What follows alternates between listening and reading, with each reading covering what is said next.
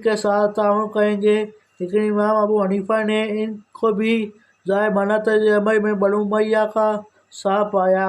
मंसूर ने आपको काज़ी क़ज़ा मुक़र्रर करना चाहा तो आपने इनकार कर दिया और कहा, अमीर मोमिनीन मैं इस काबिल नहीं हूँ। मंसूर ने कहा, आप झूठ बोल रहे हैं। इमाम अबू हनीफा ने फ़ौरन जवाब दिया कि झूठ बोलने वाला मुंसम क़ज़ा का नहीं होता। आपने अपने शागिर्दों को भी वसीयत की कि जब तक आपकी कुव्वत इतनी मजबूत ना हो जाए कि खलीफा आपसे ज़बरदस्ती फैसले ना करवा सके, उस वक्त तक क़ज़ा कबूल ना करना। चुनांचे आपके शागिर्द इमाम अबू यूसुफ को हारून ने काज़ी क़ज़ा मुक़र्रर किया तो आपने उसके वज़ीर रबी की शहादत इस बिना पर कबूल करने से इनकार कर दिया कि वो खुशामद करता था। इमाम अबू हनीफा ने नफ्स ज़किया की बगावत में इनकी माली मामनत की। इससे मालूम होता है कि आपकी हमदर्दियाँ अहले बैत के साथ है। मंसूर के साथ मज़कूरा 12 मुलाकात और काज़ी क़ज़ा बढ़ने से इनकार पर आपको कैद कर दिया गया। इसी हालत में 150 हिजरी में आपकी वफ़ात और बाद रिवायात के मुताबिक हालत कैद में आपको ज़हर दिया गया। तब मंसूर पर ज़हर देने का इल्ज़ाम साबित करना मुश्किल था। पहली बार नमाज़ जनाज़ा पढ़ी गई तो 50,000 आदमी जमा हुए। जब आने वालों का सिलसिला जारी रहा तो 6 बार नमाज़ जनाज़ा पढ़ाई गई। आप मुल्क के खैज़ान के मकबरा के मशरिक़ की जानिब दफन हुए। इस दौर के आइम्मा और फ़िज़ा ने आपकी वफ़ात पर बड़े रंज का इज़हार किया। खिलाफत अब्बासिया के अहद की एक और शख्सियत अपने इल्मी कमालात की वजह से मुसलमानों को ये वजह इफ्तिखार बनी, वो इमाम मालिक की थी। जिस ज़माने में इमाम अबू हनीफा कूफा में थे, करीब इसी ज़माने इमाम मालिक मदीना मुनव्वरा में थे। मदीना शरीफ में रहने की वजह से अपने ज़माने में हदीस के सबसे बड़े आलिम थे। इन्होंने हदीस का एक मजमूआ तारीफ़ किया जिसका नाम मोता था। इमाम मालिक इश्क़ रसूल और हुब्बे अहल बैत में इस हद तक सरशार थे कि सारी उम्र मदीना मुनव्वरा में बतरीक़ एहतियात व अदब नंगे पाँव फिरते गुजार दी। इमाम मालिक 93 हिजरी 715 में पैदा हुए। आपके परदादा ने अहद नबी में इस्लाम कबूल किया था। आपके दादा, इनका नाम भी मालिक ही था। इन चंद लोगों में से जिन्होंने खतरनाक हालात में हज़रत उस्मान की तअज़ीज़ व तकफ़ीर की। आपके चचा अबू सुहैल नाफ़े बुलंद पढ़े मुहद्दिस थे जो इमाम ज़हरी के आस्ताना थे। आज किस्सा इमाम मालिक का ताल्लुक़ मुहद्दिसीन के मारूफ़ ख़ानदान से था। इमाम मालिक के उस्ताद शेख हदीस नाफ़े हज़रत अब्दुल्लाह बिन उमर के शागिर्द थे। दूसरे उस्ताद इमाम ज़हरी थे। आपने इमाम जाफ़र सादिक़ से भी अहादीस सीखी। फ़िक़्ह में आपके उस्ताद रबिया थे। अपने चचा इमाम नाफ़े की वफ़ात पर सिर्फ 24 साल की उम्र में मस्जिद नबवी में दर्स व तदरीस का आगाज़ किया। इमाम अबू हनीफा इनसे उम्र में बड़े थे, लेकिन कुछ देर तक वो भी आपके दर्स में शरीक रहे। आप ज़हीन व फ़तीन तलबा की तदरीस में ख़ुसूसी दिलचस्पी लेते। आपकी तमाम उम्र मदीना मुनव्वरा ही में गुज़री, लेकिन हरम नबी का इस कदर एहतराम करते कि क़ज़ाए हाजत के लिए हदूद हरम से बाहर तशरीफ़ ले जाते। मदीना मुनव्वरा में सवार होकर फिरने से इज्तनाब करते, क्योंकि इस बात को पसंद नहीं करते थे कि जिस ज़मीन पर हज़ूर सल्लल्लाहु अलैहि वसल्लम के पाँव लगे हैं वहाँ पर इनकी सवारी के खड़े लगें। दर्स के लिए वो मिंबर पसंद फरमाते जिस पर हज़रत उमर फ़ारूक बैठा करते। मदीना तो नबी से इतनी मोहब्बत थी कि मदीना से बाहर सफ़र से हमेशा इज्तनाब किया।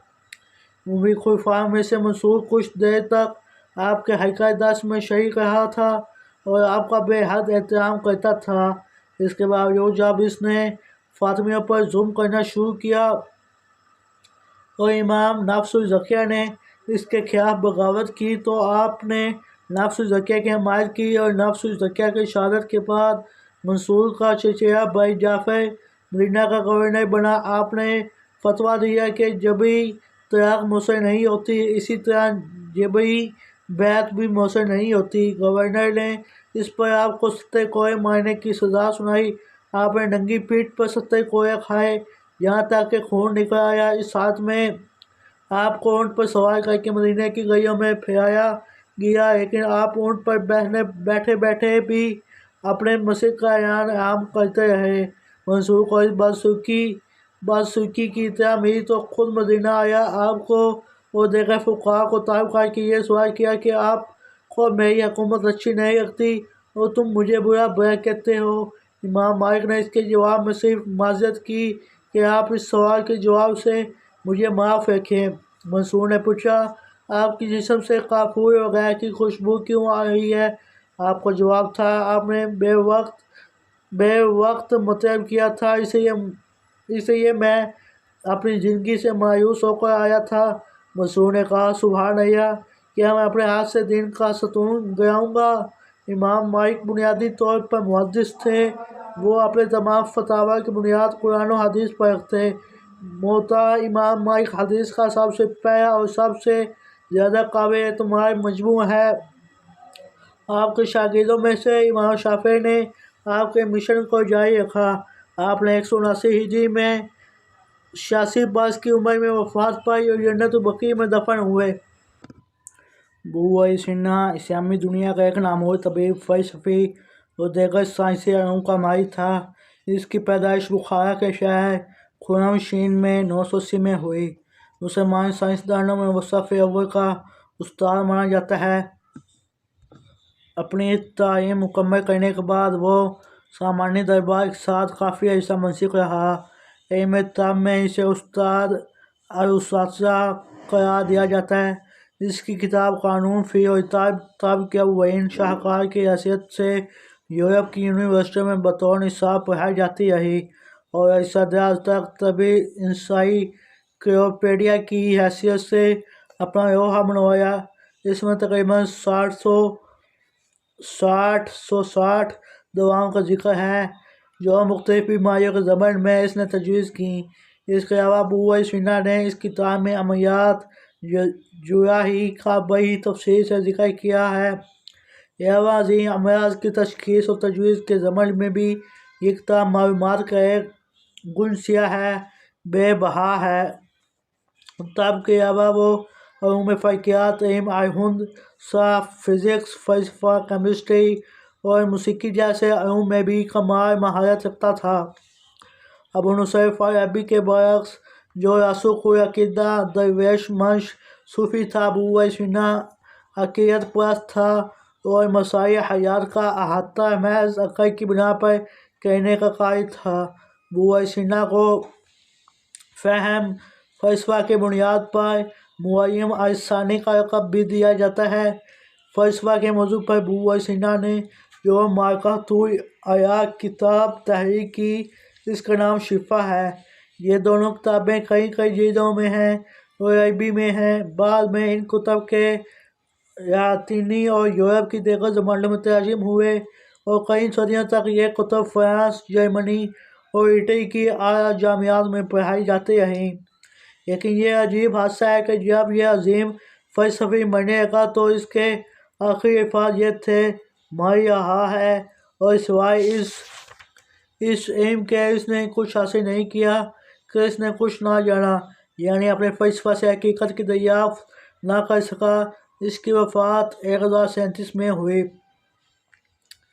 نظام الملک کا نام حسن اور کنیت ابو علی تھا۔ 408 ہجری میں 1017 میں وہ طوس کے ایک کاشت کا گھرانہ میں پیدا ہوا۔ زندگی کے ابتدائی ایام میں ماں کا سایہ سر سے اٹھ گیا اور غائب میں مفلسی نے ڈیرا ڈال دیا، لیکن ناموافق حالات کے باوجود حسن نے ہمت نہ ہاری۔ اس نے 7 برس کی عمر میں قرآن کریم حفظ کر لیا، عربی سیکھی اور مذہبی علوم میں مہارت حاصل کی۔ اس علم میں ریاضی سے بے حد دلچسپی تھی۔ 2 اہم شخصیات عمر خیام اور حسن بن صباح اس کے ہم جماعت تھے۔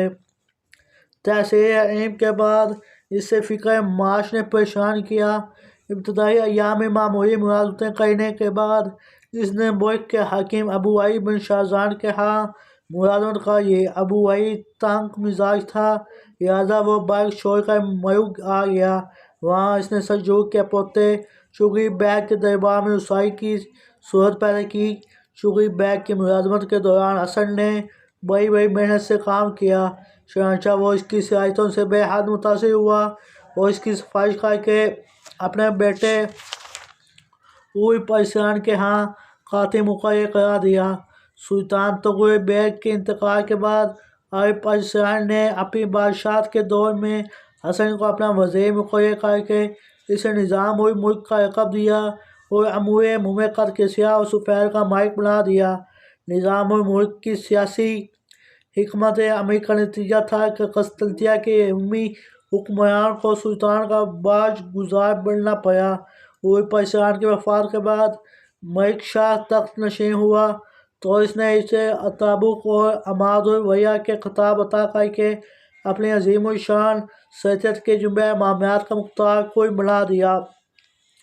سلجوقیہ اور ان کے دور میں تہذیب و تمدن، فتوحات، خوشحالی، امن و سکون اور تعلیمی ترقی کے ضمن میں جو کارآمدیاں حاصل ہوئیں، ان میں نظام الملک کا خاصا دخل تھا۔ سلجوقی حکمرانوں کے علاوہ عباسی خلیفہ مقتدر بلّہ بھی نظام الملک کا بے حد گرویدہ تھا۔ خلیفہ نے اپنی شادی کے موقع پر اسے جو شاہی خلیت عطا کی، اس پر وزیر اعظم نظام الملک رضی المومنین کا تغلہ بنا ہوا تھا۔ وہ واحد شخص تھا جسے خلیفہ کی شادی میں شمولیت کے موقع پر سواری کی اجازت دی گئی۔ امام غزالی کے استاد امام الحرمین جو دینی بھی اس کی فضیلت کے مداح و متعارف تھے۔ نظام الملک نے وزیر کی حیثیت سے 30 سال تک خدمات انجام دیں اور تاریخ عالم میں ناموری اور شہرت و دوام حاصل کی۔ اس کے اولاد میں سے 5 بیٹے وزیر ہوئے، لیکن ہر کمالیہ یا زوال کے مستحق اسے بھی زوال کی گھاٹیوں سے گزرنا پڑا۔ بے پناہ مقبولیت اور یا متنوع اختیارات، اقتدار، دولت اور خدم و حشم نے اس کے حاسد پیدا کر دیے۔ حاسدین نے ملک شاہ کے کان میں یہ بات ڈال دی کہ نظام الملک کا بے پناہ اقتدار اس کے وجود اور مملکت سلجوق کے لیے اب خطرے کا باعث ہے۔ چنانچہ اس سازش مغرور کی بدولت ملک شاہ سلجوقی نے اسے 1091 ہجری منصب وزارت سے معزول کر دیا اور معزولی کے کچھ عرصے بعد حسن بن صباح کے باطنی داعیوں ہاتھوں وہ نہاوند کے قریب قتل کر دیا گیا۔ اس کریمی کارنامے میں اس کی شرح آفاق تصنیف سیاست نامہ مشرق و مغرب میں یکساں مقبول ہوئی اور برصغیر یورپ کی یونیورسٹیوں میں بطور نصاب شامل رہی۔ اس کتاب میں اصول جہاں بانی اور سیاست کے آئین و ضوابط بیان کیے گئے ہیں۔ نیز حکمران اور حکمرانی کے لیے اصول اور اس دور کی نظام حکومت کی خرابیاں بھی بیان کی گئی ہیں۔ علاوہ ازیں اس میں باطنی اور اسماعیلیوں کے عقائد کا رد بھی کیا گیا۔ یہ کتاب اصول سیاست و حکمرانی میں سلاطین کے لیے ایک رہنما کی حیثیت رکھتی ہے۔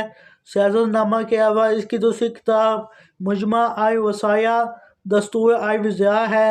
یہ کتاب 2 حصوں پر مشتمل ہے۔ پہلے حصے میں نظام الملک اپنے بیٹے کو وصیت کرتا ہے کہ وزارت کے پر خطرہ سے دور ہی بھاگنا چاہیے۔ دوسرے حصے میں وزیروں کے فرائض پر بحث کی گئی ہے۔